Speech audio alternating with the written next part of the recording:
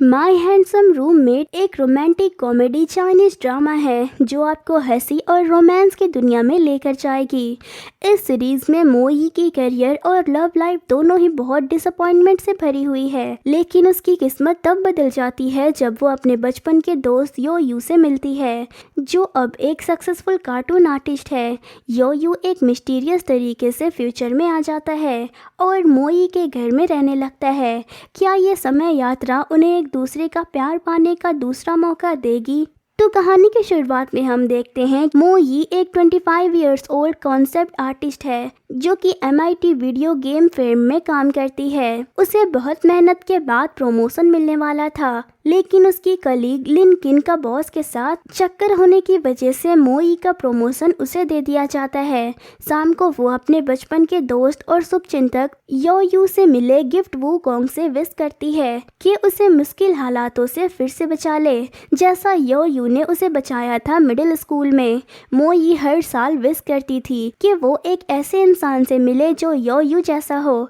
इस बार भी वो विश करती है, पर तभी बिजली कड़कती है और वो कॉन्ग गिर जाता है। ये देखकर वो हैरान हो जाती है और कहती है कि क्या मैंने कुछ ज़्यादा मांग लिया। फिर हम एक अलग टाइमलाइन में देखते हैं कि यो यू ने एक कॉमिक बेचकर काफ़ी फेम हासिल किया था। लोग अब उसके दूसरे कॉमिक का इंतज़ार कर रहे थे, लेकिन यो यू को आगे क्या लिखना है इसका कुछ भी आइडिया नहीं था। इसीलिए उसका बॉस एक स्टोरी का ओवरव्यू देता है और उस पर काम करने को कहता है।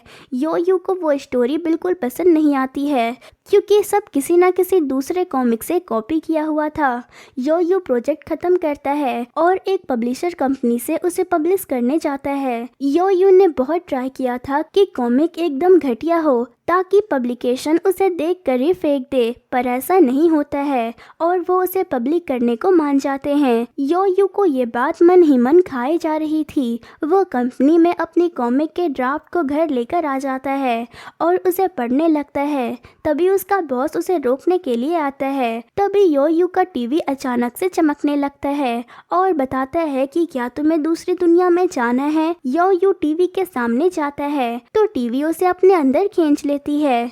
जब वो दूसरी तरफ से बाहर निकलता है तो वो मो यी के टीवी से बाहर आता है और देखता है कि वो सच में दूसरी जगह आया हुआ है। तो मो यी अपने बचपन के दोस्त किंग को लेने बाहर गई थी। किंग मो यी के बचपन का दोस्त था और अब वो एक सेलिब्रिटी था। वो मो यी की ज़रूरत का सामान लेकर नीचे आया था। यो यू वहाँ से निकलता है और बाहर निकल के पता लगाने की कोशिश करता है कि वो कहाँ आ गया है। तो उसे पता चलता है कि वो 2015 से 2020 में आ गया है। वो वहाँ के लोगों से मदद मांगने लगता है, पर कोई उसकी मदद नहीं करता। फिर हम देखते हैं कि मो यी और किंग सामान लेकर घर आ रहे थे। किंग उसे कहता है कि तुम मेरे घर पर शिफ्ट क्यों नहीं हो जाती, मेरा घर तुम्हारे इस अपार्टमेंट से लाख गुना अच्छा है। फिर वो कहती है अगर मुझे तुम्हारे फैंस ने तुम्हारे घर पर देख लिया तो सब मुझे तुम्हारी गर्लफ्रेंड समझेंगे, तो मुझे फिर कोई बॉयफ्रेंड नहीं मिलेगा। ये सुनकर किंग कहता है कि इतने सालों से तुम सिर्फ काम और पढ़ाई पर ही ध्यान देती आई हो, मैंने तो सोचा नहीं था कि तुम्हें लड़कों में इंटरेस्ट भी है।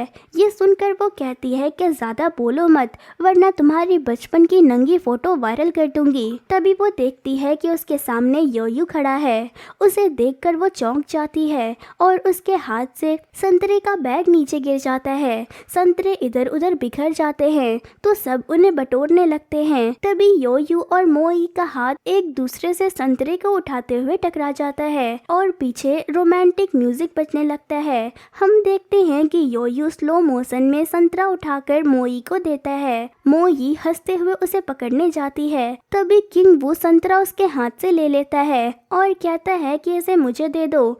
फिर वहाँ से यो यू चला जाता है। किंग मो यी से कहता है कि तुम कब से लड़कों को देखकर लार टपकाने लगी, मैंने देखा कि तुम्हारी आंखें उसे देखकर ऐसे निकलकर जमीन पर गिर गई थी, हवसी कहीं की। यह सुनकर वो कहती है ये बस तुम्हारा वहम है और कुछ भी नहीं है। फिर वो वहाँ से चली जाती है। थोड़ी देर के बाद कोई उसका दरवाज़ा नॉक करता है। वो दरवाज़ा खोलती है तो देखती है कि वहाँ पर यो यू था। वो उसे अंदर लेती है। यो यू उसे समझाने लगता है कि वो भूतकाल से भविष्य में उसके टीवी से आया है, पर मो यी बस उसे देखकर मुस्कुराने लगती है। तो योयू उसे होश में लाता है और फिर उसे समझाता है। फिर दोनों टीवी चालू करते हैं पर टीवी नहीं चलता, तो मोई टीवी को मारने लगती है। तभी वो जल जाता है। वो कहती है कि तुम चिंता मत करो, अंकल जिन इसे ठीक कर देंगे, तब तक तुम यहाँ रह सकते हो। फिर योयू नहाने के लिए जाता है तो वो मोई से एक्स्ट्रा टूथब्रश मांगता है। वो बताती है बाथरूम के बगल वाले कमरे के ड्रॉवर में देखो। ये कहने के बाद मोई को याद आता है कि उसकी ड्रॉवर में उसकी माँ ने मना करने के बाद भी प्रोटेक्शन रखे थे इमरजेंसी के लिए। वो खुद कहती है कि अगर उसने देख लिया तो मुझे वो पक्का ठरकी समझेगा। वो उसे देखने के लिए जाती है। तभी वो बाथरूम से बाहर आता है और उसने कुछ भी नहीं पहना था। ये देखकर दोनों चिल्लाते हैं। फिर मोई वहाँ से चली जाती है। थोड़ी देर बाद वो वापस आकर उसे हंसकर माफ़ी मांगने लगती है और कहती है कि मैं उसे एक अच्छे याद की तरह याद रखूंगी। योयू चौंक जाता है कि अच्छी याद, जिस पर मोई कहती है सॉरी मेरा मतलब था बुरी याद, और फिर वो वहाँ से चली जाती है। फिर रात होती है और योयू सो जाता है तो मोई चुपके से और खिड़की के सामने बैठकर अपने हाथों पर सर रख के वो उसे घूरने लगती है और मुस्कुराते हुए खुद से कहती है कि ये सब सपनों जैसा लग रहा है, तुम्हारे जैसा काइंड और क्यूट लड़का मेरे साथ रह रहा है। फिर घूरते घूरते वहीं पर उसकी आंख लग जाती है। सुबह जब योयू उठता है तो देखता है मोई वहीं पर सो रही है। थोड़ी देर बाद मोई भी उठ जाती है और योयू से ऑकवर्ड होकर कहती है मैं तुम्हें सारी रात घूर नहीं रही थी, मुझे बस नींद में चलने की बीमारी है। और वो वहाँ से जल्दी जल्दी उठकर चली जाती है। थोड़ी देर बाद अंकल जिन आते हैं और योयू को देखकर कहते हैं कि क्या ये तुम्हारा बॉयफ्रेंड है, ये कितना हैंडसम है। मोई समझाते हुए कहती है कि ऐसा नहीं है, वो बस मेरा रूममेट है। अंकल जिन टीवी देखकर कहते हैं कि टीवी पुराना है, इसीलिए इसे दुकान ले जाकर ठीक करना पड़ेगा, और टीवी वो ले जाते हैं। योयू उससे रिपेयर टाइम पूछता है तो वो बताते हैं कि इसके पार्ट्स मिलना मुश्किल है, इसीलिए इसे सुधारने में आधा महीना लगेगा। योयू ये सुनकर दुखी होता है। वहीं मोई मन ही मन खुश होते हुए कहती है कि टीवी रिपेयर में टाइम लगेगा, तब तक तुम मेरे यहाँ रुक सकते हो, और वो अपने बालों से खेलने लगती है। इस पर योयू कहता है मैं तुम्हारा शुक्रगुजार हूँ, पर अचानक टाइम ट्रैवल की वजह से मैं अपने कपड़े नहीं ला पाया। ये सुनकर मोई कहती है कि वो मैं खरीद दूंगी। फिर दोनों शॉपिंग करने के लिए जाते हैं। फिर अगली सुबह जब मोई खुशी खुशी ऑफिस जाती है तो वहाँ लिनकिन आती है और कहती है कि कल तुम्हारा प्रेजेंटेशन है और सारा प्रोजेक्ट कल प्रेजेंट करना है। ये सुनकर मोई कहती है इसे पूरा करने में 4-5 दिन लगेगा और तुम मुझे एक दिन में करने को कह रही हो। लिनकिन मोई को कहती है ये तुम्हारा काम है, तुम जानो, मुझे इससे क्या। तो वो भी चैलेंज समझकर उसे हाँ कह देती है। पर रात के 10 बजने के बाद भी उसका काम पूरा नहीं होता। ये देखकर योयू उसकी मदद करता है और दोनों मिलकर प्रोजेक्ट को ख़त्म करते हैं। अगले दिन मोई कॉन्फिडेंस से ऑफिस जाती है और प्रेजेंटेशन देती है। उसका प्रेजेंटेशन ख़त्म होने के बाद खुश होकर क्लाइंट सारे कॉन्सेप्ट डिज़ाइन के काम मोई को दे देते हैं। मोई इससे बहुत खुश होकर योयू को एक प्रीमियम सुपरमार्केट ले जाती है और उसे जोश में आकर वो जो चाहे वो खरीद सकता है ये कह देती है। बहुत सारे ग्लोसरी सामान खरीदने के बाद और अचानक इंस्टॉलमेंट भरने की वजह से उसकी सारी सेविंग खत्म हो जाती है। अगले दिन मोई ऑफिस जाती है और अपनी अगली सैलरी पहले ही मांगती है। इस पर उसकी चीफ क्रिस उसे कहती है कि ऐसी कोई भी स्कीम कंपनी में नहीं है, पर मैं तुम्हें अपनी तरफ से उधार दे सकती हूँ। पहले तो मोई मना करती है, पर फिर वो अपनी हालत को देखकर मान जाती है और उससे उधार ले लेती है। क्रिस का शुक्रिया अदा करके जब वो बाहर आती है तो किंग उसे मदद मांगता है, जिसके लिए वो पैसे भी देने वाला था। मोई उसे बताती है कि मदद के लिए वो अपने एक दोस्त को भी लाएगी। फिर मोई योयू को कॉल करती है, पर उसका कॉल स्विच ऑफ था। वो डर जाती है वो बचपन की तरह अभी भी बिना बाय बोले चला तो नहीं गया। ये सोचकर वो घर जाती है और योयू को ढूंढने लगती है, पर वो घर पर नहीं था। तभी किंग का फ़ोन आता है कि तुम और तुम्हारे दोस्त क्यों नहीं आए। ये तो अच्छा था मुझे दूसरे मिल गए। मोई उसे हड़बड़ाते हुए बताती है कि वो घर पर नहीं है और मैं उसे ढूंढ रही हूँ, इसीलिए नहीं आ सकी। तो किंग कहता है कि कौन तुम्हारे घर पर नहीं था, तुम तो अकेली रहती हो ना। होश में आकर मोई कहती है कि ओह, मैं तो बिल्ली की बात कह रही थी जो मैंने अभी अभी पाली है। फिर हम उनके बचपन की यादें देखते हैं। उसमें मोई योयू का दरवाजा बजा रही होती है तो शोर सुनकर वहाँ का एक पड़ोसी ददिंग उसे बताता है कि यहाँ के रहने वाले यहाँ से शिफ्ट हो गए हैं और उस लड़के ने जाते जाते तुम्हारे लिए ये वूकोंग गिफ्ट दिया है। वो उस वूकोंग को ले लेती है। मोई उसे मोहल्ले में ढूंढने लगती है। वो आंखों में आंसू लेकर उसे फिर से कॉल ट्राई करती है पर फिर से उसका फोन स्विच ऑफ बताता है। तभी वहाँ पर योयू आ जाता है और कहता है कि तुम इतनी रात बाहर क्या कर रही हो। उसकी आवाज़ सुनकर वो रोते हुए उसके सीने पर अपना हाथ पटक कर उससे कहती है तुम्हारा फ़ोन स्विच ऑफ क्यों था और इतनी लेट कहाँ थे। इस पर योयू कहता है कि मेरे फ़ोन की बैटरी ख़त्म हो गई थी और मैं जॉब ढूंढने गया था और उसे बिजनेस कार्ड दिखाता है। दोनों फिर घर आ जाते हैं। अगली सुबह दोनों ब्रश कर रहे होते हैं। तभी कोई दरवाज़ा खटखटाता है। मोई जाकर दरवाज़ा खोलती है तो सामने किंग था। वो ज़ोर से दरवाज़ा बंद कर देती है। योयू का सामान छुपा देती है, अपने रूम के कबोर्ड में छुपाती है। इसके बाद वो किंग को अंदर लेती है। किंग उसे दरवाज़ा बंद करने का कारण पूछता है तो वो बताती है कि उसका घर खराब था इसीलिए उसे बाहर रखा। मोई उसे सुबह सुबह आने का कारण पूछती है तो वो बताता है वो बिल्ली से खेलने आया है। इस पर मोई उसे झूठ बोलती है कि मैंने बिल्ली को नहलाने भेजा है। फिर किंग देखता है कि मोई के घर कैट के लिए कोई भी लेटर बॉक्स नहीं है। कैट के होने के बावजूद भी उसके घर में बिल्ली के बाल नहीं थे। ये सब मोई से पूछता है। मोई उसे बताती है कि वो बिल्ली को टॉयलेट के लिए बाहर ले जाती है और उसकी बिल्ली गंदगी नहीं फैलाती है। लेकिन किंग का शक दूर नहीं होता और वो रूम चेक करने के लिए जाता है तो मोई उसे रोकने की कोशिश करती है और दोनों बेड पर गिर जाते हैं। मोई जल्दी से खड़ी हो जाती है। ये देखकर किंग कहता है कि कितने सालों बाद हम एक ही बेड पर सोए हैं। योयू भी ये सब सुन रहा था। मोई इस पर गुस्सा करती है कि बकवास मत करो, ऐसा कुछ भी नहीं है और योयू को सुनाने के लिए पूछती है कि तुम्हारा और मेरा रिश्ता ही क्या है। इस पर किंग कहता है कि गर्लफ्रेंड का। तभी मोई उसका मुंह पकड़ती है और गुस्से से पूछती है कि ज़्यादा नाटक मत करो और सच बताओ। फिर किंग कहता है कि बस हम चाइल्डहुड फ्रेंड्स हैं। ये सुनाकर वो उसे वहाँ से भगा देती है। फिर हम देखते हैं वीकेंड को आने वाले कॉन्सेप्ट डिज़ाइन कंपटीशन को सेड्यूस करने के लिए मोई अपने दोस्तों से मिलने जाती है। तभी उसे किंग का फ़ोन आता है। किंग फ़ोन पर बोलता है कि मैं तुम्हारे घर के बाहर हूँ। इस पर मोई कहती है कि अब तुम मेरे घर क्यों आए हो। यह सुनकर किंग कहता है मेरे असिस्टेंट से मुझे पता चला है कि तुम्हारे घर पर एक जवान आदमी रहता है। तो ये सुनकर गुस्से से मोई कहती है कि लियू तेजियो तुझे मरना है क्या, तुम मेरी स्टॉकिंग कर रहे थे। तो किंग कहता है कि तुम मेरा असली नाम क्यों ले रही हो, मैं किंग यू हूँ और फ़ोन काट देता है। मोई गुस्से से अपने घर की तरफ निकल जाती है। किंग घर आता है और दरवाज़ा खटखटाता है। योयू मोई समझकर दरवाज़ा खोल देता है लेकिन किंग को देख दरवाज़ा झट से बंद कर देता है।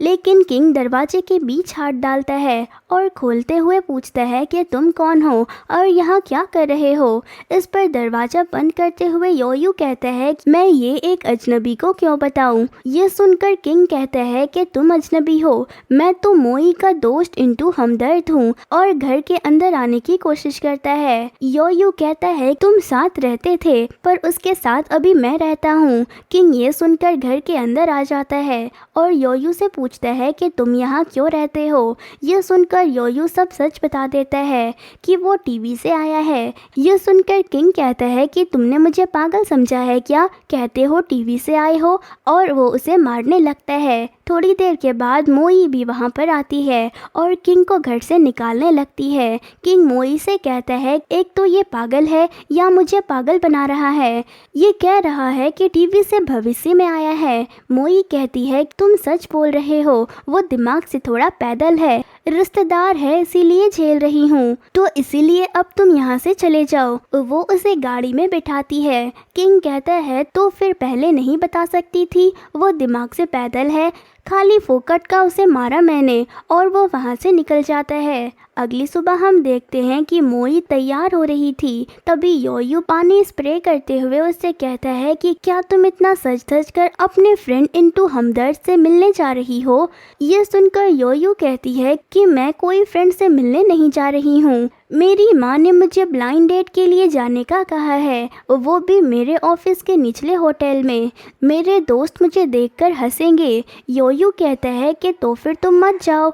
तो मोई कहती है कि अगर नहीं गई तो माँ मुझे मार डालेगी। योयू कहता है तो फिर चली जाओ। मोई कहती है लेकिन मैं एक अजनबी से क्या बोलूँ। योई कहता है तो फिर मत जाओ। तो मोई कहती है अगर नहीं गई तो माँ यहाँ प्रकट हो जाएगी। फिर मोई उसकी तरफ देखकर बोलती है कि तुम इसे इतना हल्के में क्यों ले रहे हो, क्या तुम्हें बुरा नहीं लगेगा कि अगर मैं एक हैंडसम के साथ डेट पर जाऊंगी। ये सुनकर हंसते हुए योयू कहता है कि तुम्हें नहीं लगता कि इसकी चिंता तुम्हारे फ्रेंड इंटू हमदर्द को होनी चाहिए, और वो वहाँ से चला जाता है। मोई मन ही मन कहती है कि आज ये इतना सरकास्टिकली बात क्यों कर रहा है, और फिर वो डेट के लिए चली जाती है। होटल के अंदर जाकर अपने रिजर्वेशन पर बैठे आदमी को देखती है तो वो वहाँ पर योयू के बचपन के पड़ोसी ददेंग से मिलती है। दोनों एक दूसरे को देखकर हैरान हो जाते हैं। चाय पीते हुए वो कहती है कि क्या तुम सच में ब्लाइंड डेट पर आए हो। यह सुनकर वो कहता है नहीं, मेरे दोस्तों ने मुझे यहाँ ज़बरदस्ती भेजा है। तो मोई भी कहती है कि सेम मेरी माँ ने भी मुझे यहाँ ज़बरदस्ती भेजा है। घर पर मोई के ब्लाइंड डेट पर जाने का सोचकर परेशान होकर योयू उन्हें देखने के लिए होटल आ जाता है। वहाँ पर बिल करने के लिए दोनों झगड़ रहे थे। योयू ददेंग को पीछे से देखकर पहचान नहीं पाता और उसे लगता है कि वो मोई के साथ बदतमीजी कर रहा है। इसीलिए योयू सच पता चलने के बाद योयू ददेंग से माफ़ी मांगता है। ददेंग वहाँ से चला जाता है। उसके बाद मोई योयू से पूछती है कि तुम यहाँ पर क्या कर रहे हो। योयू कहता है मैं तो सुपरमार्केट जा रहा था। मोई कहती है लेकिन सुपरमार्केट तो इसके उल्टे साइड पे है। योयू हड़बड़ी में कहता है मैं तो बस टहलने के लिए लंबा रास्ता लेना चाहता था, और शर्माने लगता है। मोयू खुश होते हुए कहती है कि क्या तुम्हें जेलसी हो रही है। तो योयू कहता है कि नहीं, मैं तो बस यहाँ से गुजर रहा था, और फिर वो वहाँ से जाने लगता है। मोई भी उसके पीछे जाती है। तभी उन्हें आवाज़ आती है कि तुम कहाँ जा रही हो। मोई पीछे मुड़कर देखती है तो वहाँ उसकी माँ होती है। उसके बाद तीनों घर जाते हैं। योयू सबके लिए सेब छीलने लगता है। तभी मोई की माँ कहती है कि कितने रुपए में हैंडसम बॉयफ्रेंड भाड़े पर लिया है। तो मोई शर्माते हुए कहती है कि एक भी रुपए नहीं। तभी उसे माँ के कहने का एहसास होता है और वो कहती है कि क्या माँ, आप भी कुछ भी बोलती रहती हो, ये सच में मेरा बॉयफ्रेंड है। फिर हम देखते हैं कि कॉन्सेप्ट डिजाइनिंग कंपटीशन में एंटर करने के लिए मोई को वोट चाहिए थे। ऑफिस के दोस्तों से ऑनलाइन वोट करने को कहती है, पर लिंकिन ने ज़बरदस्ती से ऑफिस के सारे स्टाफ से वोट खुद को करवाए थे। फिर मोई घर पर आकर वोट इकट्ठा करने के लिए अपने स्कूल फ्रेंड्स को कॉल करती है, पर उसे कुछ खास वोट नहीं मिलते। मोई उदास होकर सोफे पर बैठ जाती है। उसे उदास देखकर योयू कहता है कि तुम चिंता मत करो, मैं तुम्हारी मदद करूँगा। ये सुनकर मोई कहती है कि तुम्हारा तो मेरे अलावा कोई जान पहचान का भी नहीं है। तो फिर दोनों उदास होकर बैठ जाते हैं। तभी किंग मोई को कॉल करता है और कहता है कि वोट की चिंता तुम मुझ पर छोड़ दो, मेरे फैंस से मैं तुम्हें वोट करा दूंगा, उसके बदले में तुम मेरे साथ कराओके चलो। ये सुनकर मोई खुश हो जाती है और तैयार होकर उसके साथ जाने लगती है। तभी योयू भी तैयार होकर आता है। वो कहता है कि अपने दोस्त इंटू हमदर्द से मिलने जा रही हो। तो मोई उसे हाँ कहती है। फिर योयू कहता है फिर मैं भी चलूँगा, बहुत दिन हुए हैं मैं भी कराओके नहीं गया। तो मोई उसे देखती रहती है। फिर दोनों वहाँ जाते हैं। कराओके में गाना गाकर तीनों वापस घर जाने लगते हैं। किंग मोई का हाथ पकड़ता है और कहता है कि चलो मैं तुम्हें कार से घर छोड़ता हूँ। योयू दूसरा हाथ पकड़ के कहता है घर वैसे से दूर नहीं है, हम दोनों चलकर घर जा सकते हैं। किंग और योयू मोई को एक दूसरे की तरफ खींचने लगता है। गुस्से में किंग कहता है कि तुम मोई से इतना चिपक क्यों रहे हो, क्या मोई तुम्हें पसंद है? मोई ये सुनकर भारी निगाहों से योयू को देखने लगती है। अलग अलग टाइम से होने की वजह से योयू को पता था कि वो दोनों हमेशा साथ नहीं रह सकते, इसीलिए वो कहता है ये सब तुम्हारा वहम है और मोई को घर ले जाता है। अगली सुबह ब्रश करते हुए योयू मोई को गुड मॉर्निंग कहता है, पर मोई उसकी तरफ गुस्से से देखती है और अपने चेहरे पर क्रीम लगाने लगती है। योयू पूछता है क्या तुम मुझसे किसी बात पर नाराज हो? तो मोई उसे सरकास्टिकली हंसकर कहती है ये सब तुम्हारा वहम है और वो वहाँ से चली जाती है। फिर मोई तैयार होने लगती है और योयू पेड़ों को पानी छिड़कते हुए पूछता है कि मैंने ब्रेकफास्ट बनाया है, तुम्हें भूख लगी होगी। मोई बाल संवारते हुए कहती है कि मुझे भूख नहीं है, ये बस तुम्हारा वहम है और काम पर जाने लगती है। योयू उसे रोकते हुए कहता है कि मैंने तुम्हारे फेवरेट डूरियन फ्रूट लाए हैं, क्या तुम उसे नहीं खाओगी? मोई मना करती है। इस पर योयू कहता है कि क्या तुम सच में अपसेट हो? मोई योयू के पास जाते हुए कहती है ये बस तुम्हारा वहम है और वो वहाँ से ऑफिस के लिए चली जाती है। ऑफिस में पेपर पढ़ते हुए कहती है कि मैं अगर पसंद नहीं हूँ तो मुंह पे क्यों नहीं बोलता, क्यों बहाना बनाता है कि बस वहम है। तभी मोई की दोस्त उसे बताती है कि उसके वोट इनवैलिड किए गए हैं। किंग उसे कॉल करके बोलता है कि मोई मुझे माफ़ करना, मुझे नहीं पता था कि तुम्हारे वोट सिस्टम में फेमस सेलिब्रिटी से प्रमोशन करने के लिए मना किया है। मोई दुखी होकर क्रिस से कंपटीशन में जाने के लिए दूसरे तरीकों के बारे में पूछती है। क्रिस उसे बताती है कि बस वोटिंग से ही सिलेक्शन होगा और उसे खुद पर भरोसा रखने को बोलती है। ये कहकर क्रिस मोई को वोट्स दिखाती है। मोई के वोट्स लगातार बढ़ रहे थे। मोई इंटरनेट पर वीडियो देखती है तो उसे पता चलता है कि योयू उसके लिए वोट इकट्ठा कर रहा है। योयू ने अपनी पूरी सैलरी से चॉकलेट्स खरीदे थे और शॉप में खरीदारी करने वाले सभी ग्राहकों को फ्री में चॉकलेट बांटता है और उसके बदले में मोई को वोट डालने को कहता है। योयू की मेहनत को देखकर एक इन्फ्लुएंसर अपने व्लॉग में सबको मोई को वोट करने को कहता है और इसी वजह से मोई बहुमत से जीत जाती है। मोई आती है और आंखों में आंसू लेकर योयू को देखकर हंसती है और फिर हम देखते हैं कि कैसे पास्ट में भी योयू ने मार खाकर भी मोई की रक्षा की थी। अगले दिन मोई के ऑफिस जाने के बाद अंकल जिन आते हैं और योयू को बताते हैं कि टीवी के पार्ट्स आ गए हैं और कल वो लोग टीवी ले जा सकते हैं। योयू बहुत खुश हो जाता है, लेकिन जब वो दीवार पर लगी मोई की तस्वीर देखता है तो वो उदास हो जाता है। ऑफिस में मोई कॉफी पी रही थी। मोई के दोस्त उसे बधाई देने लगते हैं। तभी लिनकिन आती है और कहती है कि तुम खुद से जीत नहीं सकती, इसीलिए अपने बॉयफ्रेंड से मदद मांगती हो, इसीलिए खुद को महान मत समझो। मोई कॉफी का कप दोस्तों को पकड़ाकर कहती है कि इसमें क्या हुआ जो मैंने खुद के बॉयफ्रेंड से मदद मांगी, तुम भी तो हर बार यही करती हो। ये सुनकर लिनकिन की बोलती बंद हो जाती है। फिर मोई योयू को कॉल करती है और उसे डिनर के लिए पूछती है। योयू उसे टीवी के बारे में बताने की कोशिश करता है पर वो उसे खुश देखकर चुप हो जाता है। रात में डिनर के बाद शराब पीते हुए मोई कहती है कि आज बहुत अच्छा दिन था, मैंने सबके सामने लिनकिन को रोस्ट कर दिया और वो कुछ बोल भी नहीं पाई। ये सब तुम्हारी वजह से हुआ है, इसीलिए तुम हमेशा मेरे साथ ही रहना।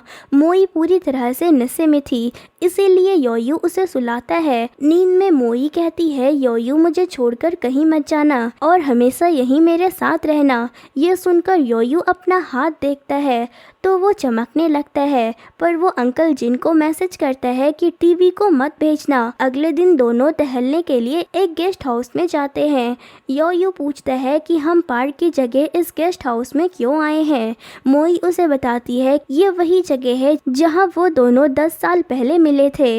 योयू कुछ भी समझ नहीं पाता है और पूछता है कि हम यहाँ मिले थे, मोई उसे वो वूकोंग दिखाती है। वूकोंग को देखकर योयू को सब पता चल जाता है। योयू उसे कहता है कि तुम वही लड़की हो। मोई उसे बताती है कि वो लड़की तुम्हारे लिए बस अपनी ज़िंदगी की एक पासरबाई होगी, पर मेरे लिए तुम्ही से सब शुरू हुआ है और आज मैं तुम्हारी वजह से एक कॉन्सेप्ट आर्टिस्ट हूँ। तुम्हारे बिना बताए जाने से मैं काफ़ी डिप्रेस्ड थी, इसीलिए तुम्हारा आखिरी गिफ्ट संभाल कर रखा। मुझे ये वूकोंग तुम्हारी याद दिलाता है। योयू उसे बताता है कि मैंने भी बहुत इंतज़ार किया, पर तुमने कभी कॉल ही नहीं किया। मोई ये सुनकर पूछती है कि तुमने मेरे लिए नंबर छोड़ा था, पर मुझे वो मिला ही नहीं। फिर हम देखते हैं कि योयू नोट और वूकोंग ददेंग को दे देता है, पर ददेंग काम में बिजी होने के कारण नोट हवा में उड़ा देता है। फिर हम वर्थमैन को देखते हैं कि मोई उससे पूछती है तुमने ये सोचकर नोट छोड़ा था कि वो तुम्हें कॉल करेगी।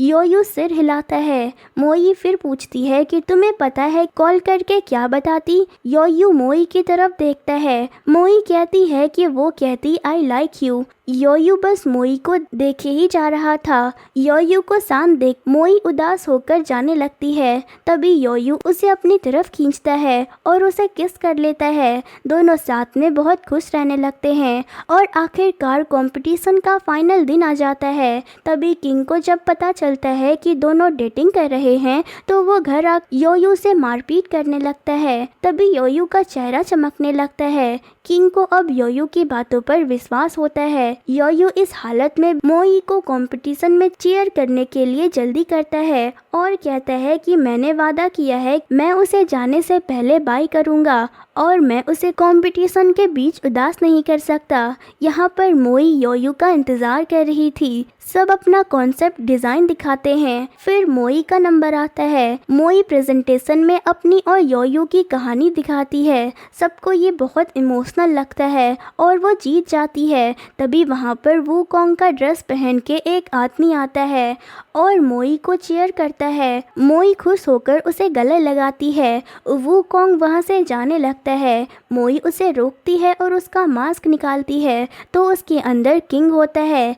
किंग उसे सब बता देता है और कहता है वो आना चाहता था मगर वो नहीं आ पाया। मोई घर जाकर उसके रूम को देखकर रोने लगती है। फिर कुछ सालों बाद हम देखते हैं मोई का प्रमोशन हो गया है। घर पर उससे मिलने ददेंग आता है और कहता है बचपन में मुझसे नोट्स गुम हो गए थे, उसके लिए मुझे माफ़ करना, और उसे गिफ्ट देते हुए कहता है कि मैंने तुम्हारे लिए एक रूममेट ढूंढा है, उसे तुम वो रूम दे सकती हो। मोई ददेंग को मना करती है लेकिन ददेंग उसे गिफ्ट देकर चला जाता है। मोई उसे खोलती है तो देखती है कि उसमें योयू की डायरी रखी है। तभी दरवाज़ा नॉक होता है। मोई दरवाज़ा खोलती है तो वहाँ पर योयू खड़ा था। योयू कहता है क्या मैं तुम्हारा रूममेट बन सकता हूँ, और यहीं पर ये कहानी ख़त्म हो जाती है। तो दोस्तों कैसी लगी आपको आज की एक्सप्लेनेशन मुझे कमेंट करके ज़रूर बताना। फिर मिलती हूँ किसी और इंटरेस्टिंग सी कहानी के साथ, तब तक के लिए thank you and bye bye.